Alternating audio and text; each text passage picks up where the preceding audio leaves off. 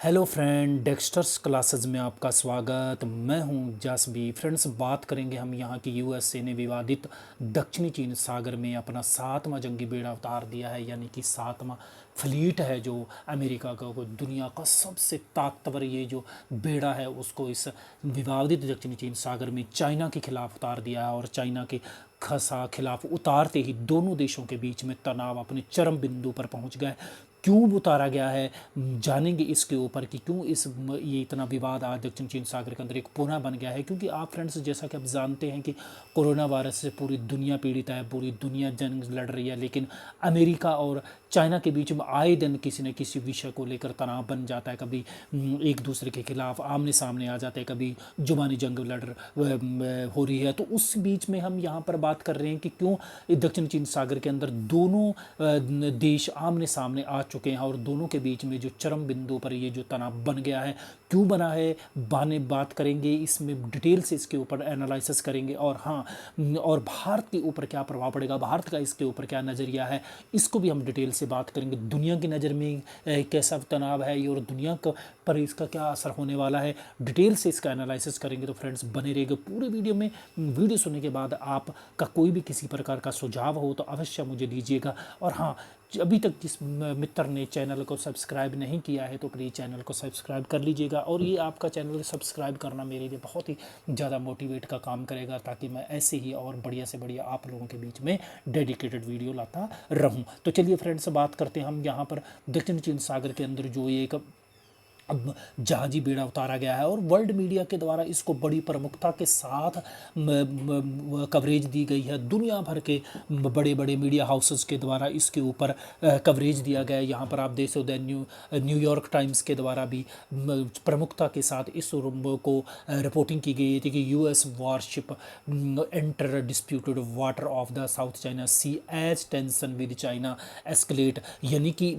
यहाँ पर चाइना के साथ ये तनाव और अधिक बढ़ गया है जैसे ही अमेरिका के द्वारा जो अपना वारशिप एंटर किया, कहाँ किया, साउथ चाइना सी के अंदर, जो कि डिस्प्यूटेड एरिया। और आप जानते हैं कि लंबे समय से डिस्प्यूटेड एरिया है, लंबे समय से तनाव बना हुआ है अमेरिका और चाइना के ही साथ साथ पूरे दक्षिण पूर्व एशिया के रीजन के अंदर इस क्षेत्र को लेकर, यानी कि दक्षिणी चीन सागर को लेकर। तो अब यहाँ पर बात कर रहे हैं हम कि अब वर्तमान में क्या है, जब ये लंबे समय चल रहा है, लेकिन एट प्रेजेंट यहाँ पर अपने बात करें कि जब दुनिया पूरी पेंडेमिक से यानी कोरोना वायरस से जंग लड़ रही है, तो ऐसे के बीच में एक नया ही टेंशन पैदा हो गया है, तो उसके ऊपर दुनिया चिंतित है। लेकिन बात करेंगे सबसे पहले, अब थोड़ी सी नज़र हम यहाँ पर बाद में करेंगे कि ये जो असल में क्यों वारशिप इतनी एंटर की गई है अमेरिका के द्वारा और चाइना के विरोध में। और चाइना बार बार इस क्षेत्र को अपने अधीन लाने की लगातार कोशिश कर रहा है, अपने छोटे छोटे पड़ोसी देशों को डरा धमका रहा है। ऐसे माहौल के अंदर जब पूरी दुनिया कोरोना वायरस से जंग लड़ रही है, कोरोना वायरस से भयभीत है, ऐसे में जो चाइना लगातार अपना डोमिनेट बनाने के लिए, वहाँ पर अपना प्रभाव स्थापित करने के लिए जिस प्रकार के छोटे छोटे कंट्री को डरा धमका कर इस पूरे के पूरे दक्षिणी चीन सागर के ऊपर अपना कब्जा जमाने की कोशिश कर रहा है, तो ऐसे में हम बात कर लेते हैं। पर इम्पोर्टेंट बन सा जाती है कि साउथ चाइना सी इतना इम्पोर्टेंट क्यों है और इसकी क्या महत्ता है, कहाँ स्थित है, तो उसके ऊपर थोड़ा सा हम इसको नटशल इसके ऊपर बात करते हैं कि ये विवाद असल में है क्या, उसके ऊपर बात यहाँ पर बात कर रहे हैं फ्रेंड्स। जो दक्षिणी चीन सागर की यदि हम बात करें, तो दक्षिणी चीन सागर क्या है कि एक सीमांत सागर है प्रशांत महासागर का। ये प्रशांत महासागर का एक सीमांत सागर है जिसमें जिसमें 1,40,40,000 या किसका मतलब 40,000 1,40,000 वर्ग किलोमीटर के अंदर ये फैला हुआ और सामरिक दृष्टि से अत्यंत महत्वपूर्ण क्षेत्र है। पहली बात यहाँ पर ध्यान रखिएगा कि सामरिक दृष्टि से अति महत्वपूर्ण क्षेत्र है, और न केवल ये सामरिक दृष्टि से महत्वपूर्ण है बल्कि ये खनिज संपदा की दृष्टि से भी अति आवश्यक है। और अति आवश्यक है, खनिज संपदा के अतुल्य भंडार है यहाँ पर। और इसके साथ साथ यदि हम बात करें तो ये व्यापारिक रूट बहुत इंपॉर्टेंट है यहाँ पर। ये दुनिया का कम से कम भी $3 ट्रिलियन से भी अधिक का व्यापार यहीं से होता है, यानी कि दुनिया का 75% जो व्यापार है इसी रूट से होता है, यानी कि दक्षिणी चीन सागर से होकर निकलता है। यहाँ से दक्षिणी चीन सागर से होकर निकलता है। पूर्व एशिया की हम बात करें या उधर से अमेरिका कॉन्टिनेंट की बात करो, इधर से अपने पश्चिम एशिया, साउथ अफ्रीका, यूरोप के अंदर इसी रीजन्स के साथ निकलता है। और आप अंदाज़ा लगा सकते हैं कि भारत की अभी $3 ट्रिलियन के आसपास ही अर्थव्यवस्था है, और इससे भारत की अर्थव्यवस्था भी ज़्यादा यहाँ का व्यापार होता है, बहुत बड़ा ये रीजन है व्यापारिक दृष्टि से। तो उसी के ऊपर यहाँ पर टेंशन बनी हो कि लगातार चाइना का भी लगभग 75% यहीं से व्यापार होता है, तो इसलिए भी चाइना लगातार इसको अपने प्रभाव क्षेत्र में लाने की कोशिश कर रहा है। और उसको जिसकी यदि हम बात करें तो टेंशन इसकी, क्योंकि देखिए हमने ऊपर बात की कि ये प्राकृतिक संसाधनों की बात करें, मछली उत्पादन की बात करें, सी फूड की बात करें या खाद्य सामग्री की बात करें, बहुत ही अति महत्वपूर्ण सी बेड के नीचे विशाल तेल के गैस भंडार हैं जो आर्थिक दृष्टि से महत्वपूर्ण। और चाइना की ये जो नज़र है इसी अथाह जो विशाल तेल और प्राकृतिक गैस के भंडार उसी पर नज़र है, अमेरिका की भी उसी के ऊपर नज़र है। इसी वजह से ही ये रीजन है बहुत ज़्यादा विवाद का विषय बना हुआ है। और यहाँ पर अब यदि हम बात कर रहे थे कि थोड़ी देर पहले हमने यहाँ पर बात की कि व्यापारिक दृष्टि से अति महत्वपूर्ण है, और अब यहाँ पर बात है कि फिर विवाद क्यों है। विवाद की इसके ऊपर ये है कि चाइना इसको पूरे के पूरे रीजन को अपना मानता है, क्योंकि चाइना की कुछ एक तो भौगोलिक दृष्टि वो कहता है कि चाइना के मेनलैंड के साथ इसकी सीमा लगती है। दूसरी बात ये कहता है कि इसका नाम ही चाइना के साथ जुड़ा हुआ है, यानी कि चीन के साथ जुड़ा हुआ है, यानी कि दक्षिणी चीन सागर। आपने देखा कि चीन के दक्षिणी हिस्से में ये स्थित होने की वजह से ये कहता है कि मेरे नाम पर ये सागर है, तो इसीलिए पूरे के ऊपर मेरा ही अधिकार होना चाहिए। और जितने भी दक्षिण पूर्व एशिया के देश हैं जिसकी हम बात करें, ताइवान की बात करो, Indonesia, Malaysia, Philippines, Vietnam, Brunei, इन देशों के साथ चीन का सीमा विवाद है। किसी देश के साथ इस सागर के अंदर द्वीपों को लेकर विवाद, और किसी के साथ समुद्री सीमा को लेकर इनके ऊपर विवाद। और लगातार चाइना इन देशों को, छोटे छोटे देशों को आए दिन धमकियां देता है, आए दिन उनको हैरेसमेंट उनके साथ करता है। और जब भी जहाँ भी दावेदार देश जब भी उस क्षेत्र के अंदर मछलियों की नौकाएं भेजते हैं या किसी भी प्रकार का अपने ड्रिलिंग करते हैं, तो उनको या तो मारकर भगा देता है या फिर वहाँ के इर्द गिर्द इस प्रकार का प्रभाव बनाता है कि जिस वजह से वो दबाव में आ जाते हैं। और इतनी बात ही नहीं है, क्योंकि चाइना क्या करता है कि उसने क्या है कि 9 डैश लाइन के आधार पर दावेदारी कर रखी है, यानी कि उसके ऊपर जो एक चीन के द्वारा ऐतिहासिक आधार पर यहाँ पर देख सकते हैं कि इसने 9 डैश लाइन, यानी कि जो माओ सिंह के द्वारा 1947 के अंदर जो 9 डैश खींची गई थी, उसी के आधार पर ये यहाँ पर आप देख सकते हो पूरा इसने मार्क कर रखा है कि ये रीजन है पूरा का पूरा, यानी कि चाइना इसके ऊपर 9 डैश लाइन के आधार पर ये पूरे रीजन के ऊपर अपना ही अधिकार जताता है। तो इस वजह से भी पूरा, यानी कि आप ये जो पूर्वी तट के ऊपर यहाँ पर फिलीपींस की हम बात करते हैं, फिलीपींस है, ताइवान है, ब्रुनेई है, मलेशिया है, वियतनाम है, तो इन देशों के साथ इसका कंप्लीटली विवाद है आज भी। क्योंकि वियतनाम तो क्या कि पारासल द्वीप को लेकर इनके बीच में विवाद है, फिलीपींस के साथ स्प्राटली द्वीप को लेकर विवाद है, और इसी प्रकार मलेशिया की बात करें, ब्रुनेई की बात करें, इनके साथ विवाद है, समुद्री सीमा को लेकर विवाद है। और इसी प्रकार यदि हम बात करें इंडोनेशिया और मलेशिया की बात करें तो नटूला द्वीप को लेकर इनके बीच में बड़ा विवाद का विषय बना हुआ है। तो इस वजह से भी चाइना इस रीजन के अंदर लगातार इन देशों को उनको डरा धमका कर पूरी की तरह से कब्जा कर ले। और इतना ही नहीं है, इसके ऊपर इसने क्या है कि कृत्रिम द्वीप बनाकर इस सागर के ऊपर कृत्रिम द्वीप स्थापित करके वहाँ पर अपने जहाजी बेड़े डेवलप कर दिए गए हैं। तो अब यहाँ पर आ जाइए, हम बात कर रहे थे, अब ये तो बात हो गई कि इसमें हमने जो चाइना के द्वारा इस प्रकार वहाँ पर डोमिनेट किया जा रहा है। लेकिन अब वर्तमान में ताज़ा समस्या क्या हो रही है, ताज़ा यदि आप घटनाक्रम के ऊपर जाएं तो ताज़ा यह घटना ये है कि जैसे ही आपने देखा होगा कि जनवरी में जैसे ही आउटब्रेक हुआ कोरोना वायरस का जनवरी में आउटब्रेक होते ही पूरी दुनिया कोरोना वायरस के खिलाफ जंग लड़ने में जुट गई। और चाइना ने ऐसी सिचुएशंस के अंदर आकर क्या किया कि दक्षिणी चीन सागर के ऊपर क्या कि गतिविधियों को बढ़ाना शुरू कर दिया। उसने क्या सोचा कि अब क्या है कि दुनिया पूरी की पूरी लड़ रही है कोरोना वायरस को लेकर, तो अब मौका है कि अपना वहाँ पर प्रभाव बनाया जाए दक्षिणी चीन सागर के अंदर। तो उसने अपनी गतिविधियाँ और भी ज़्यादा बढ़ा दी, यानी कि इस विवादित क्षेत्र में अपना आक्रामक रवैया बरकरार रखा। आक्रामक रवैया है उसका वो क्या कर दिया और तेज कर दिया, ताकि उसके रीजन के ऊपर अपना से सागरी ऊपर कंप्लीटली अपने प्रभाव स्थापित किया जा सके। और जैसा कि इसकी दावेदारी के संबंध में चाइना का ने जो ये इनिशिएट लिया है, जन्ना के द्वारा जो इस प्रकार के कदम उठाए गए कि ऐसी सिचुएशंस के अंदर कि जब पूरी दुनिया इस सिचुएशन से लड़ रही है और अमेरिका चाइना एक तरफ क्या है कि पूरी दुनिया के देशों के अंदर सहानुभूति जताने के नाम पर मेडिकल सुविधाएं भेज रहा है, राहत सामग्री भेज रहा है, तो वहीं दूसरी तरफ इस प्रकार की हरकतें कर रहा है कि अपने आस पड़ोस के देशों के खिलाफ डरा धमकाकर इस रीजन के ऊपर अपना प्रभाव स्थापित करने की कोशिश कर रहा है। जैसा कि इस बात को लेकर ऑस्ट्रेलियन स्ट्रेटेजिक पॉलिसी इंस्टीट्यूट के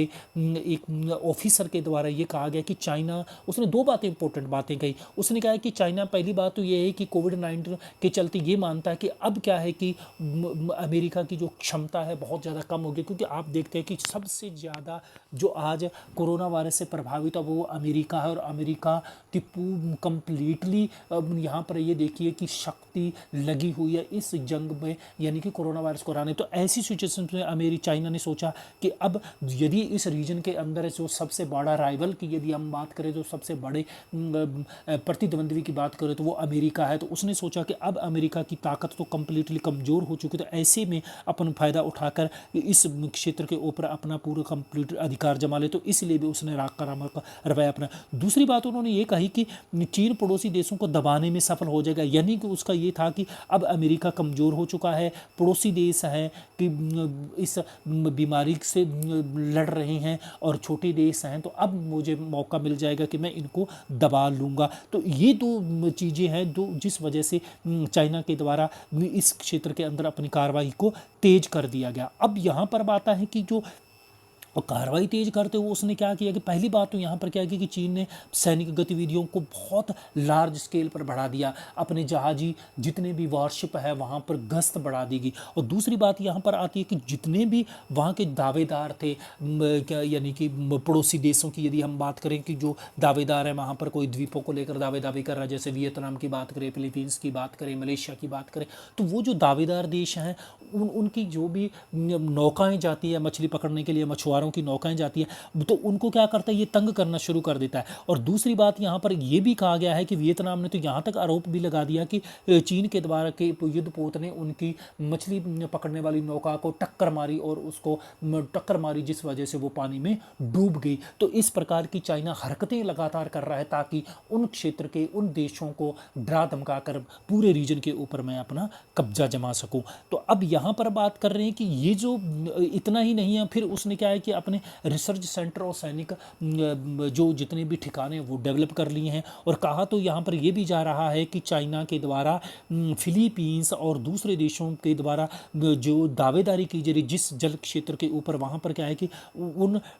टापुओं के ऊपर अपना कब्जा जमा लिया है और वहाँ पर अपने रिसर्च सेंटर खोल दिया। और यहाँ तक कहा जाता है कि चीन के द्वारा वहाँ पर अपने सैन्य बेस भी स्थापित कर दिए गए हाल ही के वर्षों के दिनों के अंदर, यानी कि जब से ये कोरोना वायरस का आउटब्रेक हो तब की बात यहाँ पर की जा रही है। और यहाँ पर इतना भी नहीं है, और ये भी का बड़े इलीगल तरीके से चाइना के ने क्या किया कि वहाँ पर अपने 2 जिले भी घोषित कर दिए हैं इस क्षेत्र के अंदर, यानी कि हाल ही के अंदर चाइना ने एक जिला 2 दक्षिण चीन सागर में 2 नए जिलों का गठन कर दिया है। और वो जिले भी वहाँ गठित किए हैं कि जो विवादित टापू हैं और जो कि विवादित टापू हैं और जो कि जल के द्वारा घिरे हुए हैं, और अंतर्राष्ट्रीय संधि के अनुसार जो क्षेत्र किसी एक देश का नहीं हो सकता है उसे अपने 2 जिले घोषित कर दिया गया है, उन विवादित टापुओं को जो कंप्लीटली क्या है सार्वजनिक क्षेत्र में आते हैं, जिसके ऊपर किसी एक देश की संप्रभुता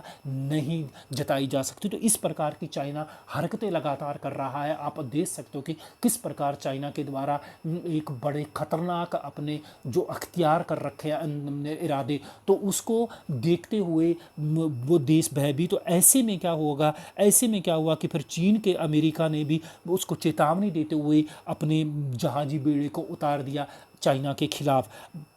चाइना के खिलाफ जैसे ही अमेरिका के द्वारा अपना सातवीं जहाजी बेड़ा उतारा है। और देखिए सातवां जो जहाजी बेड़ा है अमेरिका का, ये दुनिया का सबसे खतरनाक जहाजी बेड़ा है। सबसे खतरनाक क्या है कि ये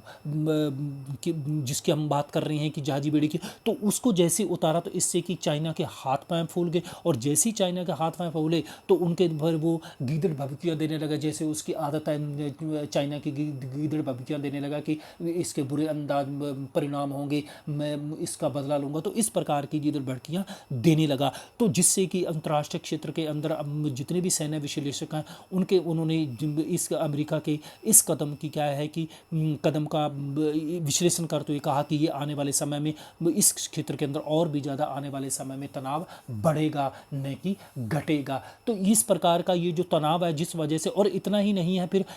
ऑस्ट्रेलिया के द्वारा भी अपना जहाजी बेड़ा अमेरिका के पक्ष में उतार दिया गया है। किसमें? हम कर दक्षिणी चीन सागर के अंदर, यानी कि ऑस्ट्रेलिया के द्वारा भी अपना जहाजी बेड़ा वहाँ पर उतार दिया, अपने जहाजी युद्धपोत है वहाँ पर भेज दिए हैं, तो जिससे कि और भी ज़्यादा इस रीजन के अंदर तनाव बढ़ गया। तो ये बात कर सकते हैं। तो इस वजह से भी यहाँ पर एक जो तनाव अब इतना ज़्यादा व्याप्त हो चुका है कि अंतर्राष्ट्रीय क्षेत्र के अंदर इसके लेकर भी और ज़्यादा टेंशन होगी। अब यहाँ पर यदि हम बात करें कि इसका दुनिया के ऊपर इस तनाव का क्या प्रभाव पड़ेगा, तो देखिए फ्रेंड्स, दुनिया वैसे ही कोरोना वायरस की आप बात कर ही रहे, आए दिन हम घरों में बंद हैं, आप जानते हो। इसके अलावा यदि हम बात करें पश्चिम एशिया की, यदि हम बात करें तो ईरान और अमेरिका के बीच में जो तनाव बना हुआ है, आपने देखा होगा कि अभी थोड़े दिनों पहले गल्फ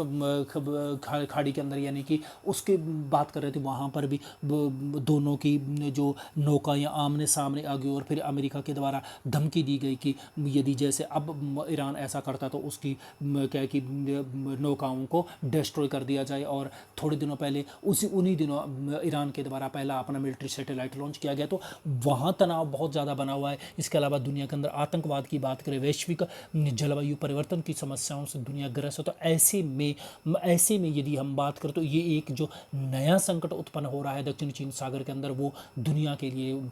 क्या है कि सही अच्छा नहीं कह सकते हम। अब यदि हम बात करें तो यदि हम भारत की बात करें इस संबंध में कि भारत की अब क्या भूमिका हो सकती है, देखिए भारत का जो स्पष्ट क्लियर है जो स्टांस वो ये है कि पहली बात यह है कि भारत की किसी प्रकार की सीमा नहीं लगती दक्षिणी चीन सागर से, दूर दूर का भारत का संबंध है, यानी कि भारत डायरेक्ट रूप से एक्सेस नहीं करता दक्षिणी चीन सागर के अंदर। लेकिन अब यहाँ पर क्या होता है कि हिंद महासागर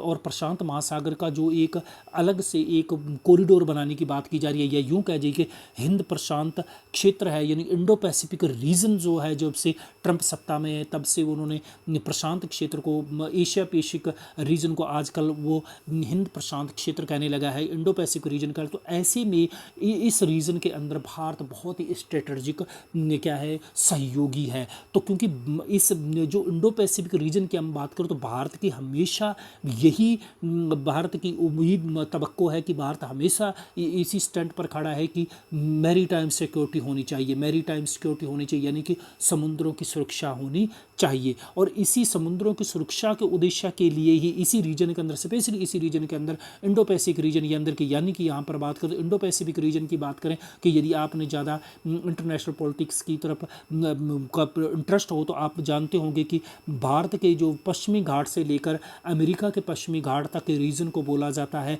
इंडो पैसिफिक रीजन। तो इसी रीजन के अंदर दक्षिण चीन सागर भी आता है, प्रशांत महासागर भी आता है, हिंद महासागर भी आता है। तो उनकी सुरक्षा के लिए क्वाड बनाया गया था, भारत, ऑस्ट्रेलिया, अमेरिका और जापान के द्वारा मिलकर। तो भारत इसका बहुत बड़ा सहयोगी, तो इसलिए भी भारत की इस रीजन के अंदर इंपॉर्टेंट भूमिका है। और इतना ही नहीं, भारत दक्षिण पूर्व एशिया के आसियान देशों का एक बहुत बड़ा सहयोगी है, ASEAN+1 के साथ वार्ता करता है और भारत की इसी रीजन के साथ एक एक्ट ईस्ट पॉलिसी भी है। और वर्तमान जो मोदी सरकार है, पहले भारत की 1992 से लुक ईस्ट पॉलिसी थी और उसके स्थान पर अब एक्ट ईस्ट पॉलिसी लाया है भारत के नरेंद्र मोदी। तो वहाँ उस रीजन के अंदर शांति होना बहुत शांति, सुरक्षा और स्टेबिलिटी और मैरीटाइम सिक्योरिटी बहुत ज़रूरी है यदि भारत को एक्ट ईस्ट पॉलिसी आसियान देशों के साथ अपना व्यापार को बढ़ाना है। क्योंकि भारत का बहुत बड़ा व्यापारिक सहयोगी आसियान कंट्री। तो आप यहाँ पर देख सकते हो कि आसियान और इंडिया के जो बायलैटरल ट्रेड है वो 2025 तक 300 बिलियन डॉलर से भी ऊपर जाने वाला है। तो इस समय भारत के लिए ये बहुत बड़ा रीजन इम्पोर्टेंट है, इसलिए दक्षिण पूर्व एशिया के अंदर शांति बहुत जरूरी है, सुरक्षा बहुत जरूरी है, और ये तभी हो सकते जब दक्षिणी चीन सागर के अंदर शांति होगी। तो इसलिए फ्रेंड्स, आने वाले समय में क्या क्या लेती है इस क्षेत्र के अंदर अंतर्राष्ट्रीय राजनीति करवट, तो आप इस प्रकार का हम और आगे इस विषय के ऊपर आपको अपडेट करते रहेंगे। वीडियो पसंद आए तो लाइक कीजिएगा, शेयर कीजिएगा, नहीं पसंद है तो डिसलाइक कीजिएगा। डिसलाइक क्योंकि कमेंट बॉक्स में अवश्य बताइएगा। वीडियो सुनने के लिए फ्रेंड्स बहुत बहुत धन्यवाद।